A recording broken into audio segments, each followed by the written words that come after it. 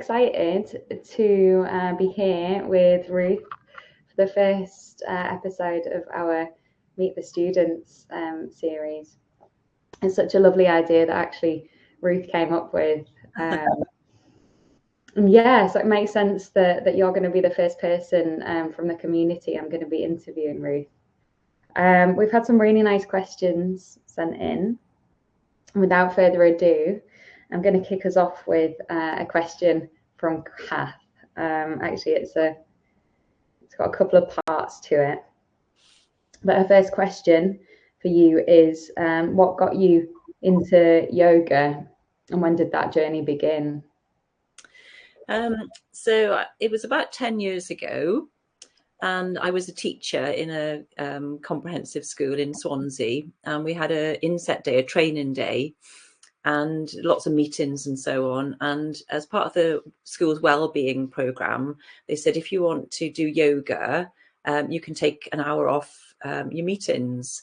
So the whole school decided that yoga was a good idea because it was a change from having to do some work. And so I went along to this yoga class that was arranged for us, just to get the time off doing work. And afterwards I thought, do you know what? I really enjoyed that. I really like yoga. And that was a surprise to me because I'd tried yoga before and thought it was a bit too gentle and not energetic enough. But it started me on my yoga journey, and I explored different classes and different types of yoga, basically from trying to take an hour off work. That is such a good, it's almost like an accidental way to have found yoga in it. Yeah, what a happy accident. Nice. And of course, yeah, you've ended up kind of moving into a career path, a new career path, whereby you're teaching yoga now. So it's an incredible journey that you've been on, by the sounds of it. How long ago was that? This is my question that I've thrown in there, but when did that journey begin? I think it was about 10 years ago now. It's I can't really remember, to be honest, but I'm guessing about 10 years ago. And gradually I've done more and more yoga, so that now I do yoga virtually every day. So it's been a lovely journey, a really nice self-exploration. Yeah, about 10 years, I think. And this is another part of Cath's question, actually. She asked about where you went to uni and what it was you studied, and I think that kind of adds another insight into the path that you've kind of been on so far. So I went to Exeter University. I live in Swansea, but I went down to Exeter University back in 1982 and I studied history. And I remember doing body sock, as it was called then. It was all the sort of Jane Fonda workouts and exercise classes, but not doing any yoga at university at all.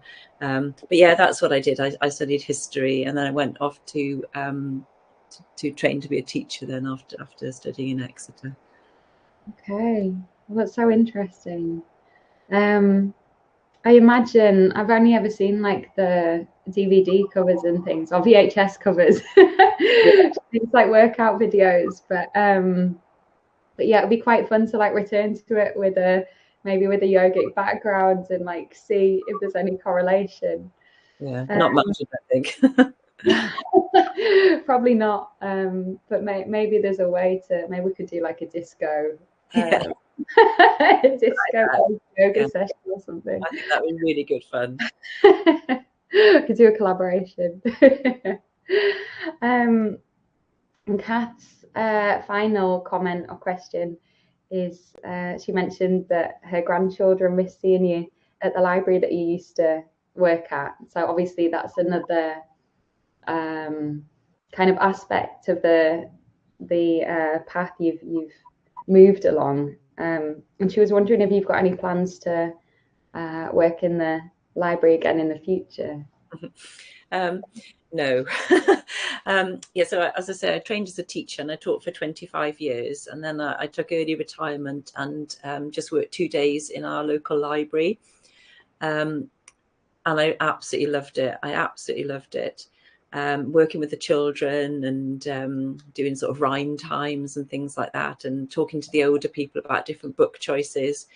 But although I really love that, I think retirement's even better, to be honest. And so when I retired for the second time, I knew the time was right, and it's given me more time to do yoga and the yoga teacher training and to go on holiday more and so on. So much as I love work, I prefer not working, to be totally honest. So no plans. Very honest answer. I really appreciate that. And it kind of leads us on quite nicely to Heather's question. She wondered what your favorite 3 things to do outside of yoga. But then she said in brackets, actually, maybe everything is yoga related. And Heather's actually joined us live. Oh, hi, Heather. Good question. Thank you. Well, yoga obviously is top of my list, and I do a lot of yoga.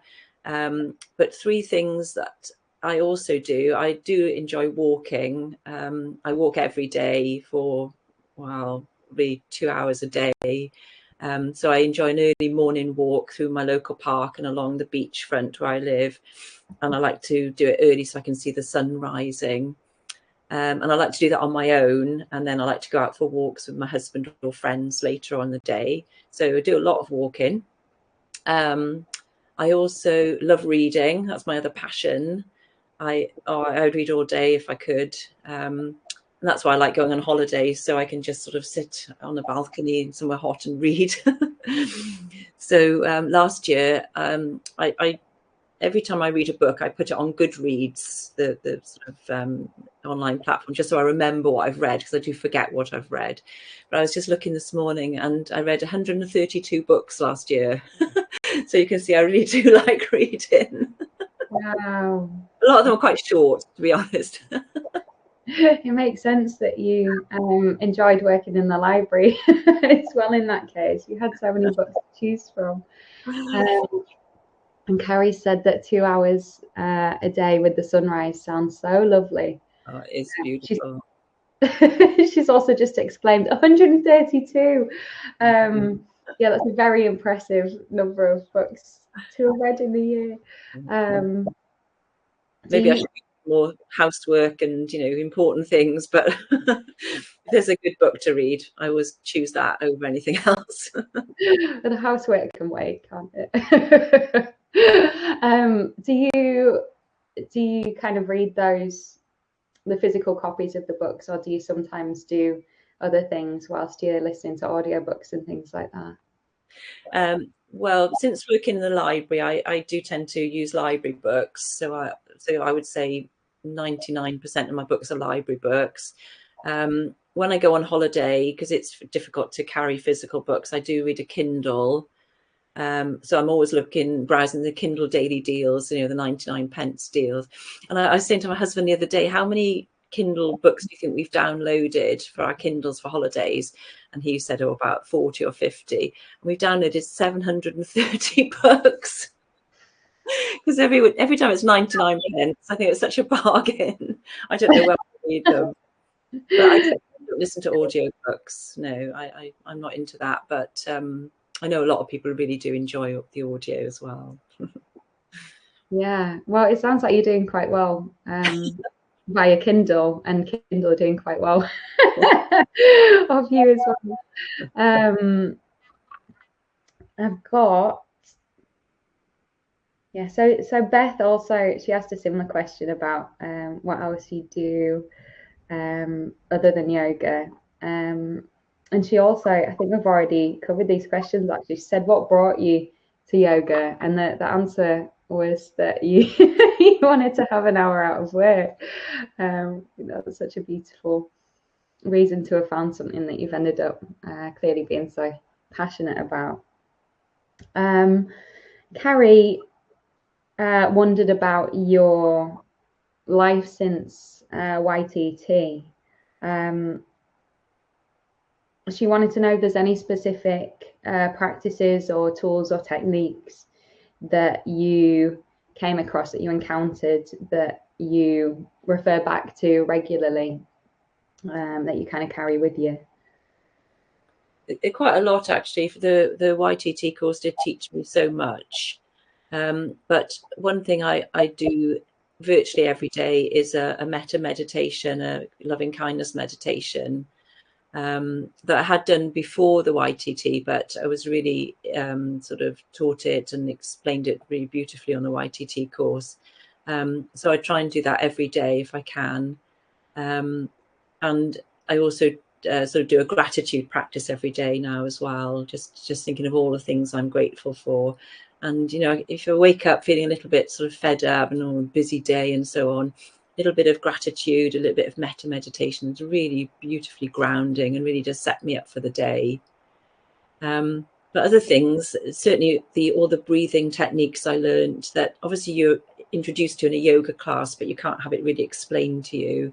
So some of those techniques I do use regularly, sort of alternative nostril breathing and bumblebee breath. And I do return to the meditations quite regularly, you know, sort of single pointed concentration. So all sorts of useful tools I do use daily and weekly, and, you know, whenever I need them. It's been very, very useful indeed. That's amazing. Like, what a discipline you must have to incorporate the metta meditation and the gratitude every day. But I imagine that if you have a day off, when you're so accustomed to including those as part of your day, you know, it must feel quite different if you miss it. Like, do you feel the lack of it if you don't have it there?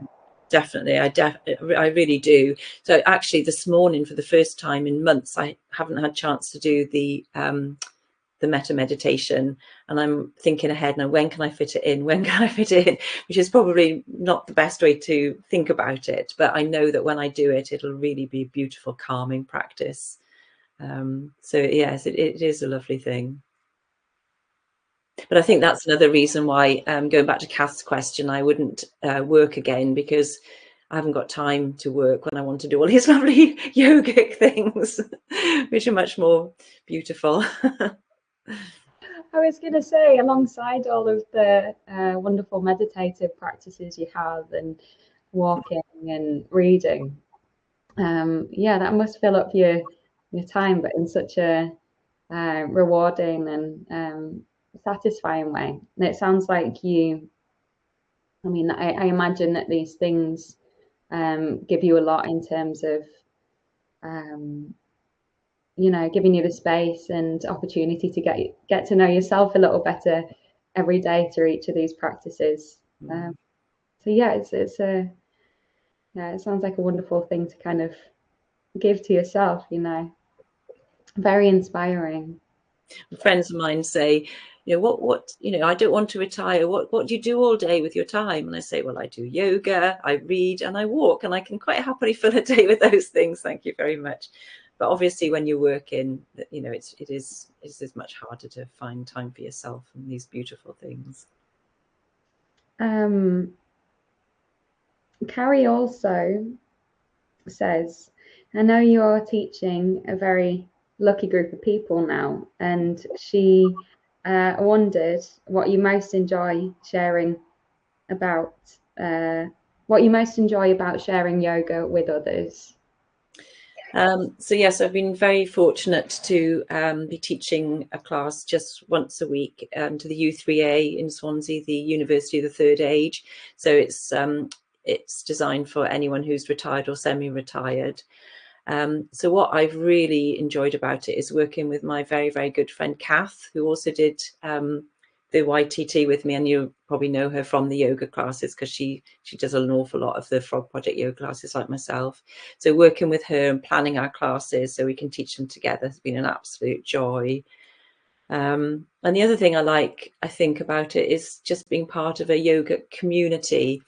And the people we work with, they're all sort of 60, 70, into their 80s, and they're all quite good characters, and they all enjoy what they do, and they love the yoga experience. So I think working with Cath and sharing in a yoga community has been absolutely a privilege and a joy.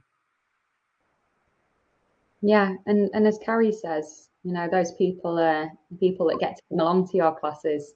They'll be very lucky people indeed. Like you and Cath as well have such a fantastic energy and such a clear passion for your practice.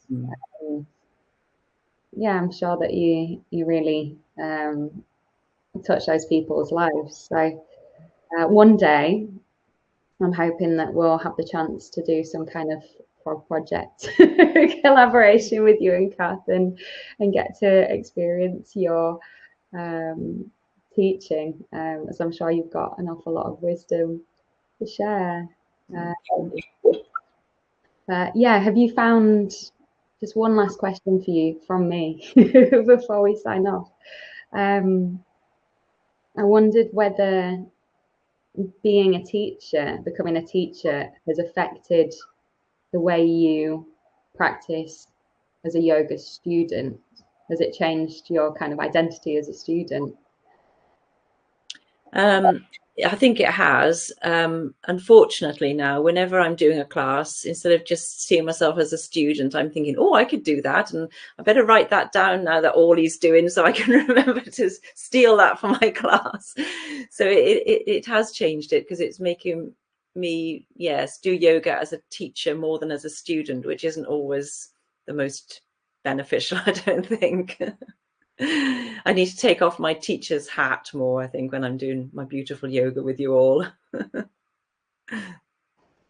Yeah, I'm sure there's maybe it takes a while to kind of get into the rhythm of combining, like kind of finding the balance that doesn't feel like it's drawing you in one direction or another. But I'm very honoured to hear that you you take a moment sometimes to write down a little bit of a sequence that you might practice in my class. That is a privilege. I think Cath and I would agree, we're always learning from you all the time. So it's a lovely thing. Oh, it's yeah, and it's been such an amazing experience getting to learn a little bit more about you today, Ruth. I'm always awed by how quickly the time goes, because I could stay chatting to you for such a long time. But yeah, thank you for setting aside this 15 minutes to let us get to know you in a deeper way. And we'll be looking forward to seeing you back on the mat sometime soon, I'm sure. Lovely. Thank you for having me. Thank you. And thanks to everyone for the awesome questions. Thank you. See you soon. See you for the next Meet the Students next month. Lovely. Thank you. Bye.